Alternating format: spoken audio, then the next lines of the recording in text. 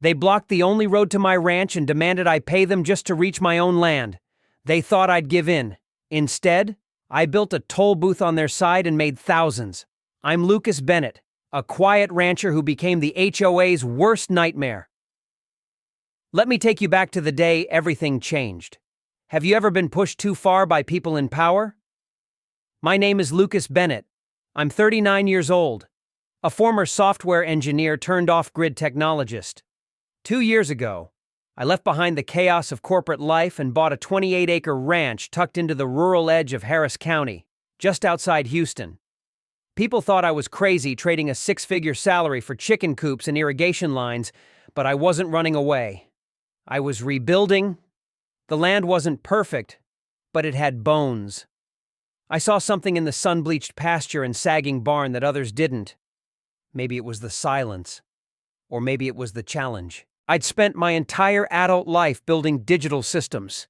Now I wanted to build something real with soil under my boots and calluses on my hands. I wired the farmhouse with solar panels and created an automated irrigation system controlled by weather APIs. My chicken coop opens at sunrise on its own. The goats are tracked with motion sensors. There's even a device I built that texts me when the greenhouse humidity drops too low. I wasn't just growing crops, I was growing peace. But peace is delicate, especially when it stands between two worlds. The only access road to my ranch runs a quarter-mile through the gated neighborhood of Silver Pines, a pristine community of manicured lawns, uniform mailboxes, and architectural conformity. I'm not part of the HOA, never was. But I hold something more powerful, a recorded easement. It was signed into existence in 1975, back when this land was just cattle and cedar trees. The original owner of my ranch ensured legal passage through what would later become Silver Pines. It's right there, stamped and filed in the county archives, perpetual non-exclusive access easement for ingress and egress. For 2 years. There was no problem. I kept to myself, waved politely at neighbors, and sold the occasional basket of vegetables to a retired couple down the road. My truck rolled down that access road a few times a week, kicking up gravel, unnoticed by most. That changed on a Tuesday. I was elbow-deep in goat feed and grease, installing a new automatic feeding system when I checked the mailbox. Amid the usual junk mail and seed catalogs, sat a sleek envelope embossed with the Silver Pines HOA seal.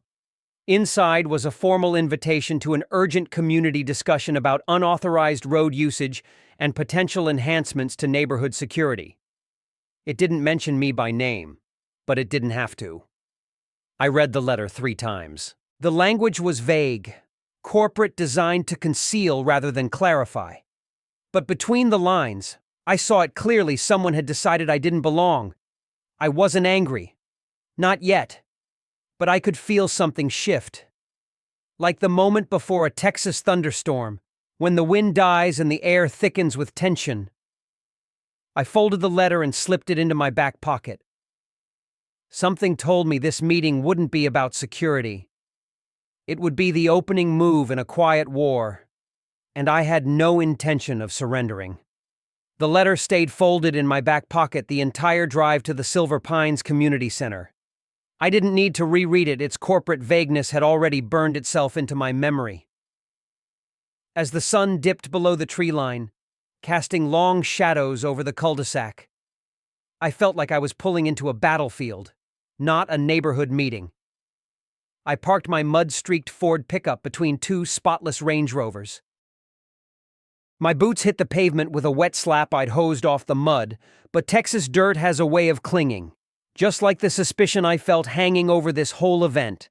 I took a breath and walked toward the double-glass doors, their gold handles polished to a shine so blinding it almost felt like a dare. Inside, the air was too cold and too clean, pumped full of artificial lemon and sterility. Neatly aligned folding chairs filled the room, occupied by homeowners dressed in pastel golf shirts, khaki slacks, and understated pearls. I spotted only one familiar face, Mrs. Clara Holland, who once bought 3 dozen eggs from me in the summer, and even she looked away as I nodded. I took a seat near the back, aware of every scrape my boots made on the tiled floor. The hush in the room was subtle, but I could feel it the way conversations softened. Heads leaned in, glances flicked toward me like I was something spilled on the carpet. I didn't belong here, and everyone knew it. Then he walked in. The man practically glided to the front mid-50s, tall, hair a perfect blend of salt and vanity. His charcoal suit was tailored and pristine, his tie a muted red that whispered authority. He smiled, but it didn't reach his eyes. You know the type, the kind of smile that looks like it's been practiced in the mirror so many times. It forgets how to be human. "Good evening, everyone," he said, his voice smooth and rehearsed. "For those I haven't met, I'm Graham Whitmore, your new HOA president. I recently relocated from Atlanta, where I had the privilege of overseeing several upscale community developments. I'm thrilled to bring that same level of care and vision to Silver Pines." The room responded with polite applause. I remained still, studying him. Beside him stood a woman with tight blonde curls and tighter lips. She clutched a tablet to her chest like a Bible at a revival. Graham introduced her as Sheila Park, the HOA manager. She didn't speak, just scanned the room and locked eyes with me for a second longer than was necessary. I knew the look. It was the look of someone taking inventory. Graham breezed through the agenda: landscaping contracts, new pool furniture, a 4th of July cookout. Then, with the casual flair of a magician pulling a rabbit from a hat, he said, "And, of course, there's the matter of road usage and security upgrades." The room shifted, shoulders squared, spines straightened. This was what they'd come for. "As many of you know," Graham continued, "we're preparing to enhance the value and safety of Silver Pines by launching the Haven Gate Initiative, a private access gate and security system at the community entrance." He clicked a remote, and a digital rendering appeared on the wall: stone columns, manicured hedges, an elegant wrought iron gate that looked like something out of a luxury estate ad. It would, he promised, increase property values by up to 25%. A few residents nodded. One woman clapped softly, but then the tone shifted. "Unfortunately," he said, "we've received complaints about non-residents regularly driving through our community. One vehicle in particular has been noted for frequent passage, a large, unregistered truck associated with nearby agricultural activity." The image on the screen changed to a pixelated photo of my truck, taken from what looked like someone's Ring camera. My throat went dry. He hadn't named me. But the accusation was nailed to the wall. "The board has voted to proceed with the gate installation, scheduled to begin construction next Monday. We believe this is in the best interest of all Silver Pines residents." I stood up. The chair behind me scraped harshly against the floor, loud in the hushed room. "Excuse me," I said, my voice even but firm. "I'm Lucas Bennett. That's my truck. And I own the ranch beyond the creek. I have a legally recorded easement that gives me full access to that road." "You can't just gate it off." Graham's smile didn't budge, but something flickered behind his eyes. Annoyance, maybe, or calculation. "Mr. Bennett," he replied, "your property is not part of Silver Pines. The HOA has full authority to protect its roads and regulate access as deemed necessary by community vote. You don't have the authority to override a legal easement," I countered. "This isn't a matter of preference, it's property law." A few people in the audience murmured. One man looked at his wife. Another woman glanced at her phone. Graham raised his hand like a conductor quieting a restless orchestra. "I understand your concern," he said, still smiling. "And while you may have enjoyed informal access in the past, our council has advised us that any such agreements must align with current security standards. As a gesture of goodwill, we're offering non-resident access cards $3,000 annually, payable up front." The number hit like a punch. $3,000 to access my own land? No, I said, barely managing to keep my voice steady. "I'm not paying a toll to get to my home." Graham tilted his head slightly, almost sympathetic. "Then perhaps you should explore alternative routes," he said, "or consider selling. I'm sure someone would love to build something more community-friendly on that acreage." That was the moment I knew this wasn't about security. It was about pressure, about pushing me out. I looked around the room at the people who lived in pastel houses with picket fences and attended HOA meetings in collared shirts. Some looked uncomfortable. Others looked amused, but no one spoke up. Not one. I left the meeting without another word. As I walked back to my truck, the spring night had turned sticky, the air heavier than it had been an hour before. My boots crunched over the pavement, and I felt every step in my bones. This wasn't over. They'd drawn the first line in the sand. They mistook my quiet for surrender. They were about to learn the difference. They mistook my quiet for surrender, but I was far from finished. The moment I stepped out of that meeting, something in me hardened. I wasn't just defending my property anymore. I was defending the idea that one man with a legal right and a stubborn streak could still stand up to a system designed to steamroll him. That night, I barely slept. My mind kept circling around the smug smile on Graham's face, the silence of the room, the number $3,000 as if my freedom had a price tag, around 5 a.m. Just as the sky was beginning to gray, I poured myself a cup of black coffee and stepped outside. The air was heavy, and for a second, I thought I was imagining the distant beep-beep of construction equipment reversing. I wasn't. By the time I reached the end of my driveway, I saw it an excavator, a crew of hard-hatted workers, orange vests flashing like warning signs, and bright survey flags lining the access road. They were already breaking ground. A large flatbed truck carried metal posts. A concrete mixer churned quietly in the background. No notice, no final warning, just action. I stormed over, demanding to speak to whoever was in charge. The foreman didn't even look up from his clipboard. "We're just following work orders, sir," he said, like it was a prayer that would protect him from whatever fury I carried.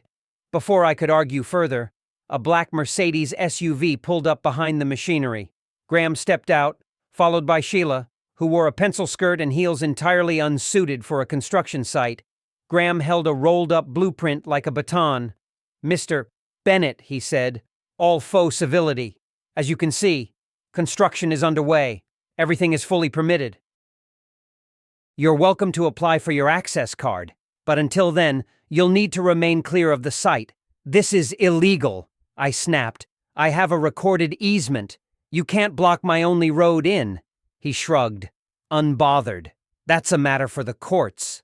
And, as you know, courts take time." He handed me a temporary card with an expiration date written in red ink, 7 days. It might as well have been a countdown to exile. Back at the ranch, I called Elena Cruz. We'd gone to college together, both scholarship kids in a world of trust funds, and stayed in touch loosely over the years. She was now one of the sharpest real estate attorneys in the state, known for her no-nonsense attitude and near-photographic memory of zoning laws. She picked up on the second ring. "Lucas," she said, "I saw your name in a case summary just yesterday. What the hell's going on?" I told her everything: the easement, the meeting, the construction, and Graham's not-so-veiled threat. She listened quietly, only interrupting once to ask for the exact language on the easement document. "You still have a copy, right?" "Of course," I said. "It's filed with the county, too." "Good," she said. "Then you're in the right. But that won't stop them from making your life miserable. This is a stall tactic: build the wall first, litigate later. They know if they can inconvenience you long enough, you might cave." I sighed. "So what's my move first? Get a certified copy of the easement from the county registrar. You'll need that for court filings. Second, document everything: photos, videos, notes. If they're cutting off access entirely, that could be interpreted as constructive eviction, but be ready for this to take months. And in the meantime, she said, they'll try to break you. I hung up feeling both vindicated and enraged.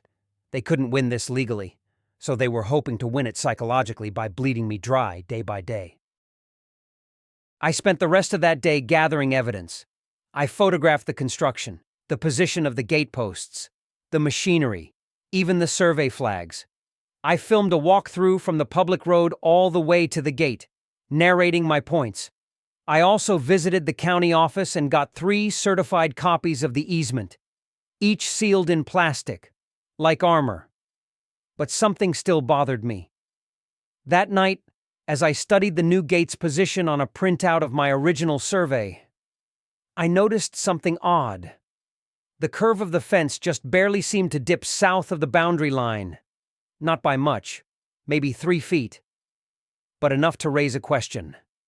I grabbed a flashlight and headed out, walking the perimeter of my land until I reached the new construction. I counted steps, aligned trees with markers, traced measurements from the edge of the irrigation ditch. The deeper I looked, the more certain I became they had built part of that gate on my land. The next morning, I called Ryan Ward, a contractor who'd helped me rebuild my barn after a tornado 2 years ago. Ryan was the kind of guy who distrusted anyone who wore a suit without calluses. He met me an hour later, truck loaded with survey gear. We spent half the day pacing lines, measuring angles, referencing county plats. Finally, Ryan stood back, hands on hips, and let out a low whistle. "Well," he said, "they screwed up. How bad they've got about 2.5 feet of gate anchor and wiring running onto your property. Enough to be a legal violation. You could file a cease and desist, or," he added, eyes narrowing with a grin, "you could get creative." I raised an eyebrow. "What are you thinking?" He smirked. "If they can put up a gate to control access to their land, then so can you. You own this strip. Put something on it. Make them feel what it's like to be boxed in." That was the moment the seed was planted. I didn't say anything yet, just nodded slowly. Later that evening, I sat alone at the kitchen table, legal documents on one side, Ryan's sketches on the other. The blueprints for the Silver Pines gate were sleek and imposing. Mine would be simpler, more humble, but it would send a message. They wanted to build a wall. Fine. But I had a plan for what would come next, and it was going to cost them. They wanted to build a wall. Then so would I. Except mine wouldn't keep people out. It would keep the truth in, and force every driver to look it square in the face. The next morning, I got to work. I wasn't building a fence. I was building a message. And that message needed to be delivered with precision, not emotion. Rage burns fast and leaves you empty. But strategy that simmers. That cooks something real. I called Ryan back and asked him to meet me at the edge of the new HOA gate. He brought blueprints, measuring tapes, and 2 of his most trusted crewmen. I brought coffee, maps, and a clear sense of purpose. We walked the line again, confirmed the incursion 2.7 feet of their gate post, and automated arm foundation sat squarely on my side of the line. Technically, they'd installed infrastructure on land I owned. That meant I had the right to use it or charge for it. "What are you thinking?" Ryan asked, watching me sketch. "I'm going to build a toll booth," I said. He blinked. "Like an actual toll booth." "Exactly that. Gate arm, camera, payment system, signage. Same as theirs. Only this time, I'll be the one collecting." He let out a low whistle and grinned. Now that's a move. That weekend, while Silver Pines HOA offices were closed, we got to work. We operated in silence, but with absolute focus. Every bolt, every post, every cable part of a larger retaliation. Ryan called in a favor from an electrician friend who'd worked on highway payment kiosks. I used my own experience in software and electronics to design a basic but secure payment interface. Tap card, pay fee, arm lifts. It wasn't just functional, it was elegant. Steel structure, weather-sealed electronics, a solar array up top for power independence. I even programmed it to issue digital receipts via text or email. At the base of the toll booth, laminated and nailed to a cedar post, was a copy of the certified property survey showing exactly where their gate encroached. The sign read, "Private access, $20 per vehicle, or $100 monthly pass. Property owner reserves right to enforce trespassing violations." By sunrise Sunday morning, it was complete. I showered, changed into clean clothes, and set up a folding chair under the awning. I didn't wear boots or flannel. I wore a button-down and a ball cap embroidered with the name of my ranch. I didn't want to look like a rebel. I wanted to look official, calm, unbothered. The first vehicle to approach was a silver Lexus SUV.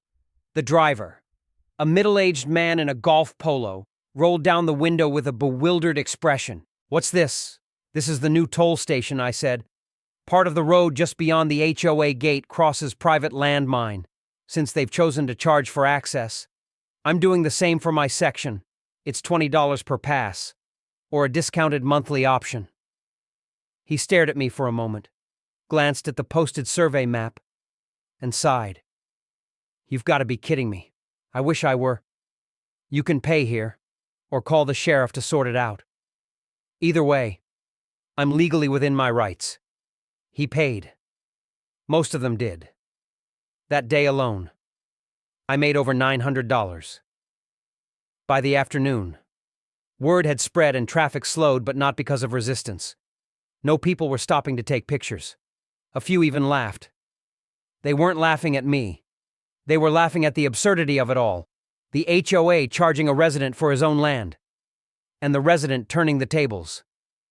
Around 4 p.m., the inevitable happened. Sheila arrived.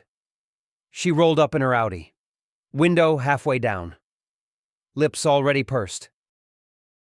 "What is this?" she demanded, staring at the booth as if it had personally insulted her sense of order.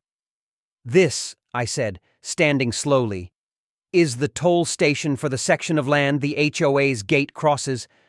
My land, my toll. This is illegal."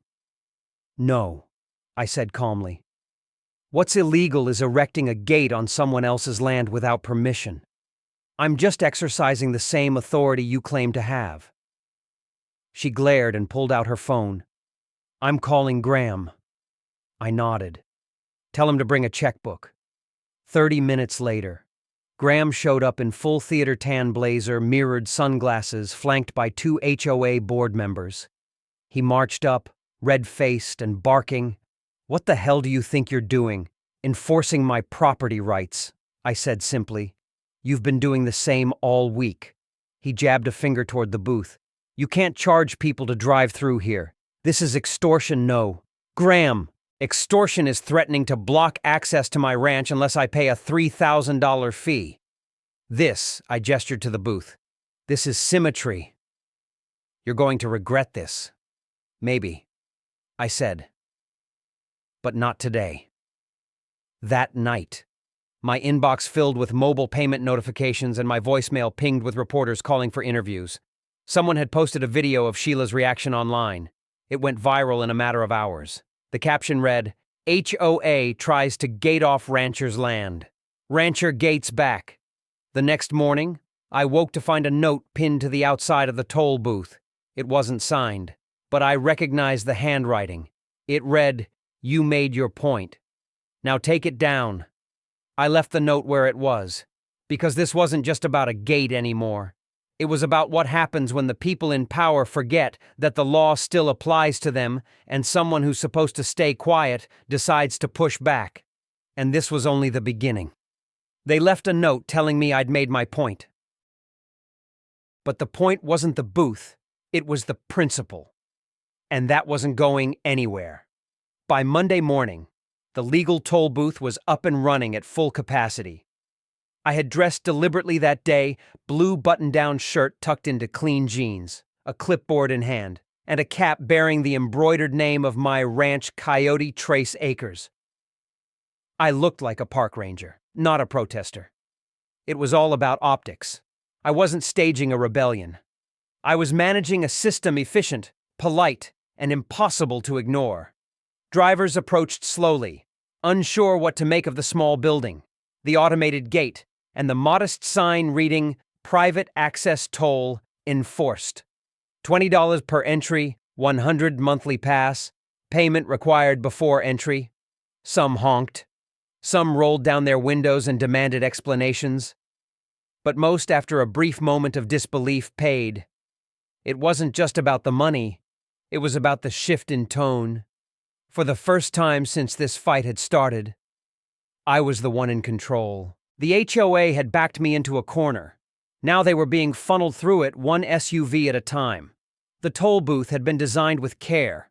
It wasn't some wooden shack thrown together with screws in a dream. Ryan and I had spent days ensuring it looked legitimate.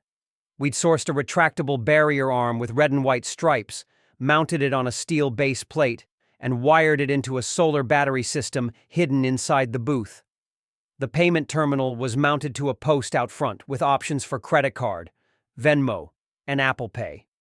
A laminated map of the property boundary, signed by a licensed surveyor, was posted prominently next to the screen.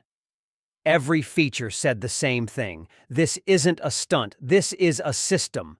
By noon, word had spread. I could see it on the faces of the drivers, some smirking, some seething. A few residents even took selfies in front of the booth.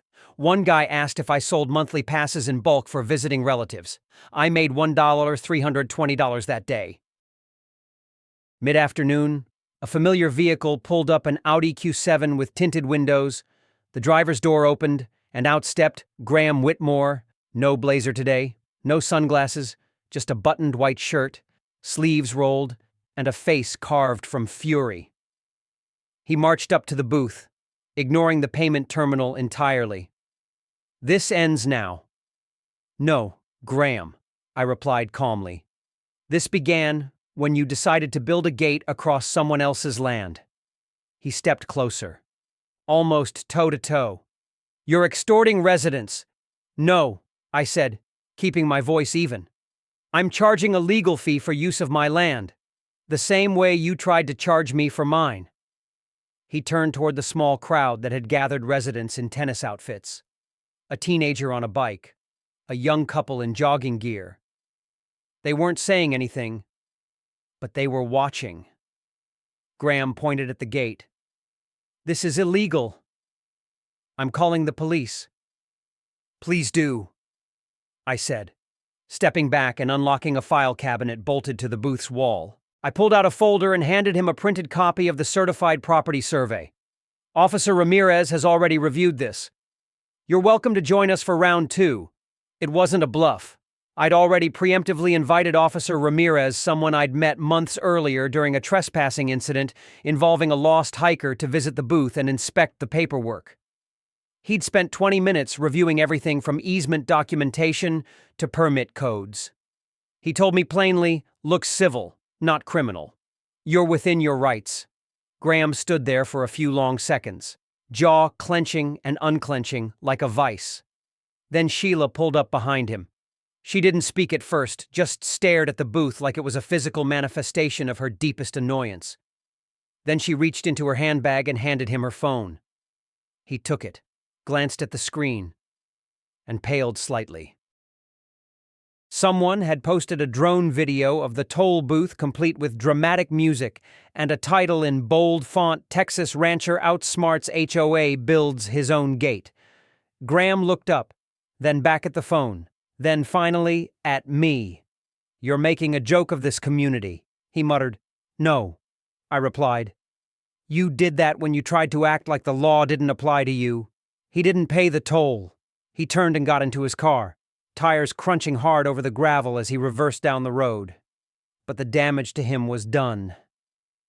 That night, I sat on my porch as the last rays of sun stretched over the pasture.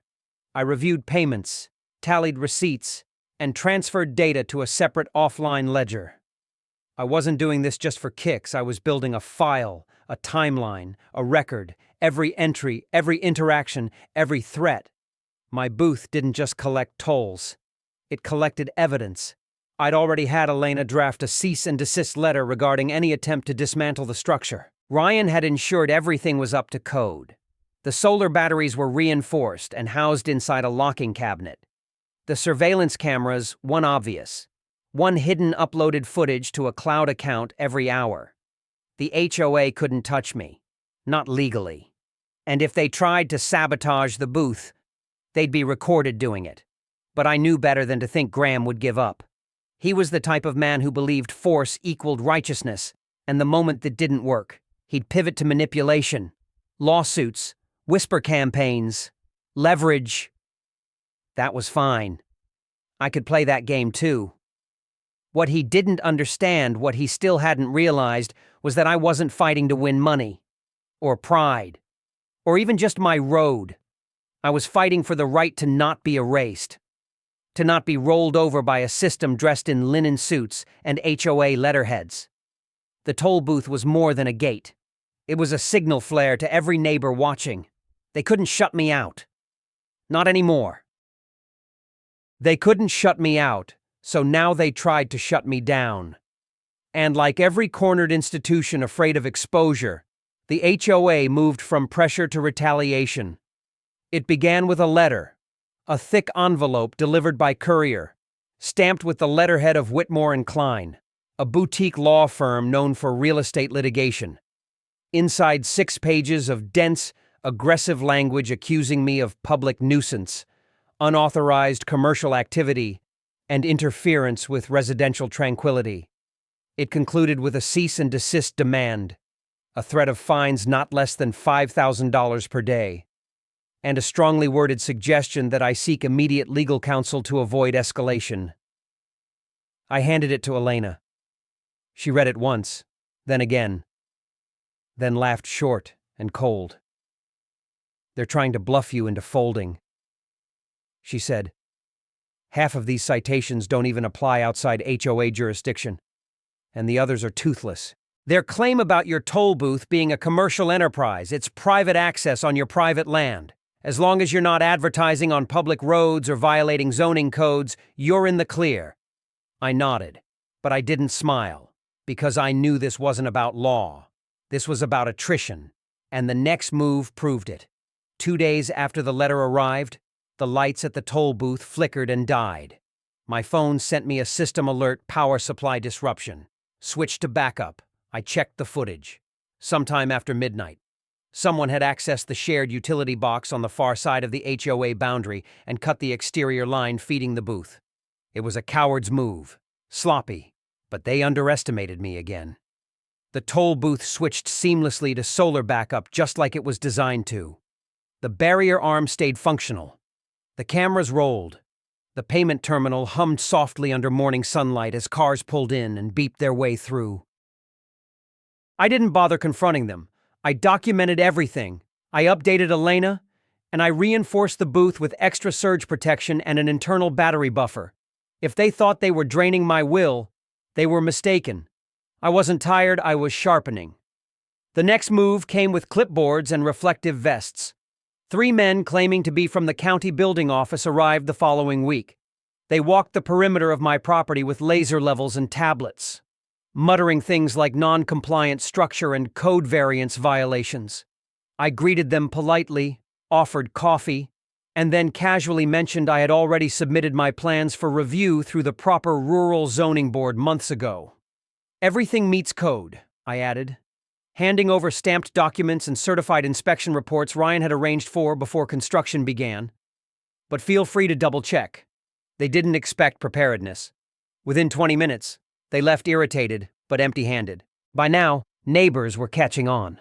The ones who paid the toll daily started asking questions, not just about the gate, but about Graham. Why are we paying 2 tolls? Who approved this project? Did anyone even vote on it? At the neighborhood coffee shop, in the church parking lot, on the community Facebook group, cracks began to form. The HOA's united front was splintering. Still, Graham pushed harder. And then, one night, he went too far. It was 2:13 a.m. when I got the notification motion detected. Camera recording. I opened the feed and froze. 3 figures, hooded, approaching the booth with flashlights and tools. One of them tall, with a distinctive gate moved directly to the power panel. The second sprayed something across the payment terminal. The third started dismantling the barrier arm with a crowbar. But what they didn't know, what I hadn't told anyone, was that I had hidden a second set of infrared cameras tucked beneath the booth's eaves, recording in silent night vision from multiple angles. And one of those cameras caught the face of the tall man when his hood slipped back, Graham Whitmore. The others. One looked a lot like William Tran, the HOA's contracted attorney. The third remained unknown.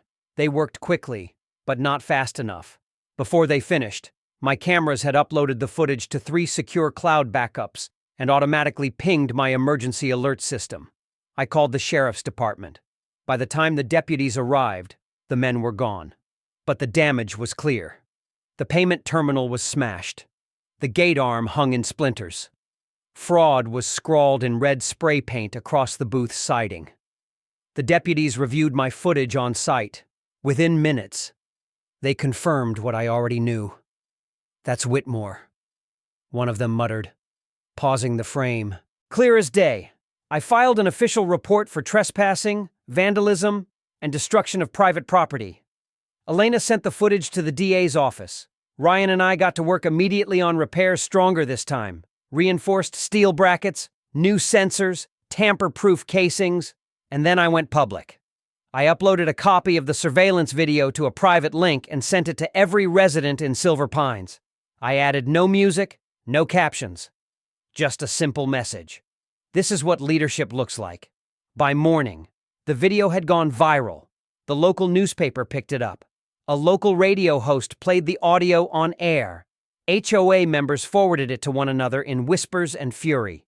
And then came the phone calls, reporters, lawyers, residents demanding HOA refunds. An older couple I'd never met before drove out to shake my hand and say, "You're doing what we all wanted to do." But I wasn't done. With public momentum behind me, I started digging. Property records. HOA filings. County permits. It didn't take long before I found the rot. Graham wasn't just enforcing policy, he was profiting. I uncovered communications between him and a developer, Hillmark Properties, detailing a plan to replace my ranch with 5 custom homes, commission 6 figures, payable on sale. Elena found proof that Graham had altered the permit filings for the security gate, omitting the recorded easement entirely. And then, a neighbor named Lorraine quietly handed me something unexpected, a printed email, leaked from Graham's office computer. It read, "Once Bennett realizes we control his access, he'll sell. He won't last 6 months. The temporary inconvenience will be worth it when property values rise." I read that line 3 times. Then I made a decision. No more playing defense. It was time to burn the whole thing into the light. The line had been crossed, and the rot exposed. I wasn't just defending my rights anymore. I was taking aim at the man who thought he could weaponize silence, legality, and power against me. It was time for the final move. I had Elena draft a formal invitation, polite, neutral in tone, but strategically worded to a good-faith negotiation regarding the ongoing access dispute. We sent it directly to Graham Whitmore's office, CC'd his lawyer, and scheduled the meeting for a Wednesday afternoon at Elena's firm downtown. He showed up 15 minutes late, naturally, wearing a tailored navy suit and a smirk he'd probably been perfecting in the mirror all morning. His attorney, William Tran, followed behind, briefcase in hand, eyes scanning every corner of the conference room as if expecting an ambush. He wasn't wrong. Elena and I greeted them with courtesy, offering coffee, water, and copies of a proposed resolution agreement. While Graham skimmed the documents with affected boredom, Elena casually pointed to the small framed notice posted beside the door. "All meetings in this conference room may be recorded. By entering, you consent." William glanced at it, but said nothing. Graham didn't even read it. We began the meeting with calm discussion. I explained that my goal was to resolve the matter without dragging the entire HOA into a public scandal. I offered terms that were more than fair. I would dismantle the toll booth, drop the vandalism charges, and release no further material if the HOA removed the gate, issued a formal recognition of my perpetual easement, and reimbursed me for damages and legal fees. Graham leaned back in his chair, arms crossed, and laughed. "You still don't get it, do you?" he said, tone shifting to contempt. "You're playing with toys while the adults run the show." William remained silent. Graham continued, his voice growing smugger with each word. "I've been on 10 HOA boards in 3 states. People like you always think documentation and logic are enough. But the board doesn't read what I give them, they just vote how I tell them to vote. The only thing that matters is control. And I had it." "You mean, have it?" I asked, feigning curiosity. "No," he said, not realizing his slip. "Had. Until you turned your little toll shack into a media circus." He ranted for several more minutes, eventually admitting on record that he had knowingly withheld easement records from the board, that he had altered the permit application to avoid triggering review, that he was in private negotiations with Hillmark Properties and stood to gain a 6-figure commission if I sold under pressure. "The residents will thank me when those homes are built," he said. "That ranch of yours has been dragging down their resale values for years." "Even if you had to falsify legal documents to make it happen?" Elena asked calmly. He shrugged. "It's just strategy. No one goes to jail over a zoning technicality." She nodded. "Good to know." William, now visibly pale, finally leaned forward. "I think we're done here." "Yes," I said, collecting my notes. "We are." They left the office, oblivious to the fact that every word Graham had spoken, every self-incriminating boast, every admission of misconduct had been recorded, cataloged, and time-stamped. Texas law allows for one-party consent. Elena had posted the notice clearly. They had entered of their own will. By the time I got home that night, we had already edited the footage. No music, no embellishments, just the raw, uncut truth. I paired it with the vandalism video, the property records, and the leaked emails from Lorraine. Then, I hit upload. The next morning, every resident of Silver Pines received an email titled, "The Truth About Your HOA President." The link led to a private page containing the videos, the documents, and a breakdown of the development plan Graham had hidden from them. Within hours, the page was shared across local forums, Reddit threads, Facebook groups. By noon, it had hit the inboxes of 3 local news stations. Then came the emergency HOA meeting. Residents packed the community center to capacity. Some stood outside with folding chairs and portable speakers, listening to the chaos unfolding inside. Frank Delgado, one of the more senior board members, read from a printed transcript of Graham's recorded statements. The room erupted in outrage. One woman demanded to know why her HOA dues were funding legal threats. Another shouted that she'd paid 2 months' worth of tolls, while Graham vandalized the booth in secret. Patricia, once Graham's enforcer, sat silently near the back, arms crossed, avoiding eye contact. William Tran did not attend. The vote to remove Graham was unanimous. Within 48 hours, a newly appointed interim board, led by Nancy Fletcher, convened a closed legal session with Elena and myself. The result? Immediate removal of the HOA gate, full recognition of my easement rights, recorded in county records, reimbursement for all toll booth damage, legal expenses, and enforcement costs. A formal apology letter issued to every resident. As part of the settlement, I agreed to dismantle the toll booth, but I kept the footage online, not out of spite, out of principle. Hillmark Properties quietly withdrew their development proposal later that month. Graham tried to sue me for defamation, but the court dismissed the case outright, citing verified documentation and lawful recording practices. He faced misdemeanor vandalism charges and a civil lawsuit from the HOA for breach of fiduciary duty.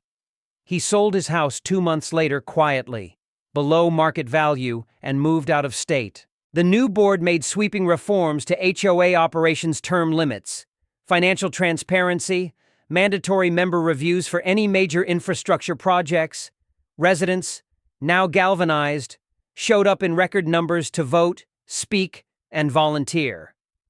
As for me, I took the money Graham had forced me to spend repaid through settlement and invested it in a new project. Not just a ranch, but a center of space for community education on land rights, DIY systems, and resilience. Because it turns out the best revenge isn't spite, it's building something so honest, so enduring, that no one like Graham can ever touch it again. Justice had been served, and Graham Whitmore was gone disgraced, disbarred, and distant. But the aftermath wasn't silence. It was renewal. The ranch, once a quiet sanctuary meant only for me and the animals I tended, had transformed into something far bigger. Something the HOA had never anticipated, a symbol of resistance, resilience, and community healing. It started with the money. Over $17,000 collected during the toll booth days sat untouched in a separate account. I could have used it for upgrades or to recoup legal costs. But that felt short-sighted. Instead, I met with Elena and outlined a plan. The Land Rights Defense Fund, a nonprofit initiative aimed at helping others fight unjust HOA practices and predatory development pressure. Elena agreed to volunteer as legal counsel for the first year. Ryan offered to consult on code-compliant rural structures. We launched the website that fall. By winter, the calls started coming in. Not just from Texas, but from Colorado, Arizona, even Florida. People who had been silenced, cornered, pushed by petty power structures, HOAs, zoning boards, developers with too many lawyers and too little conscience. We didn't have millions or PR teams, but we had something better: precedent, persistence, and proof that one person could fight back and win. But the ranch didn't become a symbol through lawsuits and policy work alone. It became one through open gates. In the spring, I hosted what used to be unthinkable: a community open house. We cleared a pasture, set up a grill, brought in long picnic tables. Fresh eggs were stacked in baskets. Kids fed the goats. Adults toured the garden beds I'd once built in solitude. Frank Delgado taught an impromptu session on irrigation systems. Patricia, now a board member and surprisingly humble, helped hand out flyers about the new HOA transparency guidelines. Only one name was missing from the guest list: Graham. It didn't feel like exclusion. It felt like release. I stood at the edge of the crowd near sunset, plate in hand, watching neighbors who once paid tolls now laugh beneath strings of lights. Somewhere behind me, a teenager played on the old swing set Ryan and I had repaired using scrap from the dismantled booth. It had become a jungle gym. We even mounted the old gate arm horizontally as a balancing beam for kids to climb on. They didn't know the history, they just knew it as part of the playground. By midsummer, we'd partnered with a nearby university's agricultural extension office to run weekend workshops on sustainable farming, solar systems, and land use law. School buses dropped off middle schoolers for field trips. Retirees volunteered to teach everything from composting to constitutional property rights. My ranch had become a classroom. But more than that, it had become a quiet force of change. Property values in Silver Pines rose not because of luxury homes, but because people now felt safe in their ownership. The board, now led by Nancy Fletcher, enacted reforms that banned unilateral infrastructure changes, required full resident approval for major projects, and created a monthly transparency report open to all members. They even hosted a town hall where residents could anonymously submit complaints. One night, as I walked the old access road under a rising harvest moon, I stopped at the place where the toll booth once stood. In its place, I had planted a circle of native wildflowers, bluebonnets, Indian paintbrush, and golden tickseed framed by weathered cedar posts. At the center stood a small wooden sign, carved by hand: "Never corner a decent man. He just might build something better." Visitors often stop there. Some take photos. Some just stand in silence. But every so often, someone leaves a note folded, tucked beneath the rocks at the base. Most are thank yous. Some are stories. A few are just names. All of them understand what it meant. This was never about tolls. It was about drawing a line and then planting something beautiful in its place. I don't consider myself a hero. I didn't win because I was smarter or louder. I won because I refused to believe that silence was safety. Because I documented, I prepared, and I built with intention. And in doing so, I didn't just defend my land. I reclaimed my voice. Now, as the wind moves through the tall grass and the sun sets beyond the barn, I sit on my porch with a cup of coffee and the deep, calming knowledge that I stood my ground not with fists, but with truth, and truth, when planted well, grows deeper than fences ever could.